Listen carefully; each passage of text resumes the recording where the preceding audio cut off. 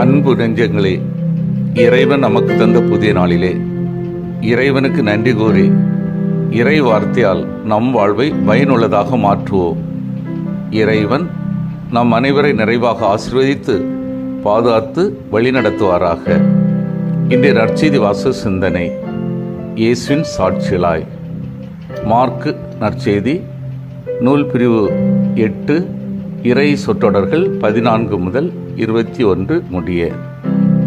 இன்றைய நற்செய்தி வாசகம் இயேசுவின் பணிவாழ்வில் நடைபெற்ற ஒரு சுவையான நிகழ்வை எடுத்து சொல்கிறது.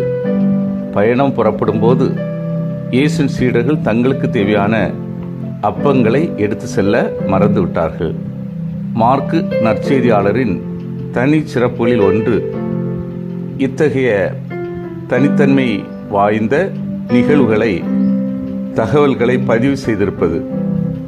ஆனால் இந்த சாதாரண ஒரு நிகழ்ச்சியின் மூலம் அருமையான ஒரு செய்தியை சொல்லவும் மறக்கவில்லை. அப்பங்களை எடுத்து செல்ல மறந்து விட்டார்கள் என்று சொன்ன உடனே அவர் தருகின்ற அடுத்த தகவல், படகில் அவர்களிடம் ஓர் அப்பம் மட்டுமே இருந்தது. அந்த ஓர் அப்பம் இயேசுவே என்கின்றன விவிலிய அறிஞர்கள். ஆம், 5 அப்பங்களை கொண்டு 5000 பேருக்கு உணவு அளிக்கும் ஆற்றல் நிறைந்த இயேசு அவர்களோடு இருக்கும்போது சீடர்கள் ஏன் கலங்க வேண்டும்?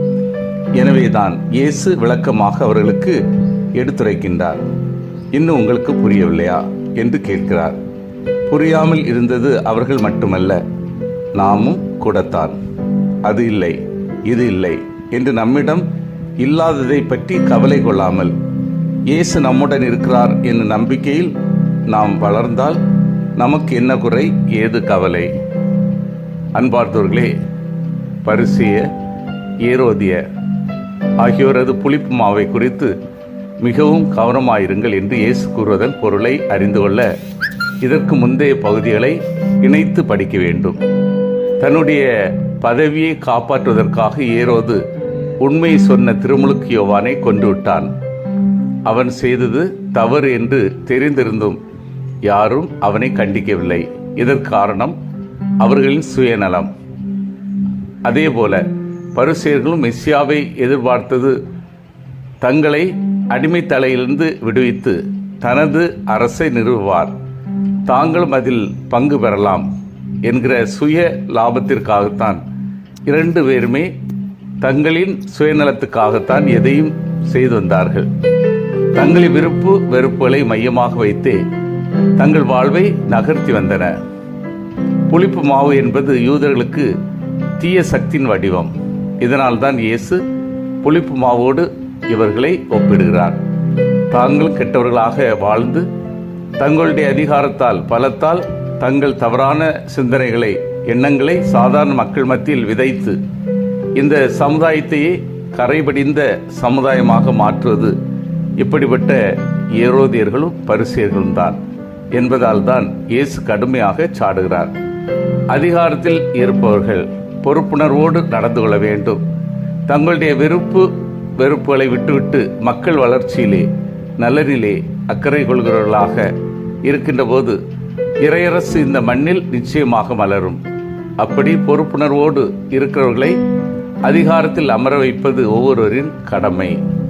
பணத்துக்காக, சுயநலத்துக்காக அதிகாரத்தில் அமர நினைப்பவர்களை உறவுக்காக, நம் சொந்த லாபத்துக்காக ஏற்றுக்கொள்வதோ அதற்கு உடனிருந்து உதவி செய்வதோ இறையரசுக்கு எதிரான செயலாகும்.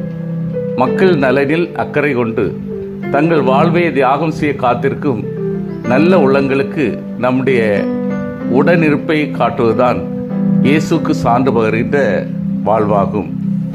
சிந்தித்து தியானித்து செயல்படுவோம். எனது வாழ்வு பிறர் மத்தியில் முன்மாதிரியாக உள்ளதா? இறைவனது உடனிருப்பு அனுபவத்தோடு ஒவ்வொரு நாளும் நான் வாழ்கின்றேனா? மக்கள் நலனில் அக்கறை கொண்டு தியாகத்தோடு பணிபுரிகின்றேனா? மன்றாடுவோமாக.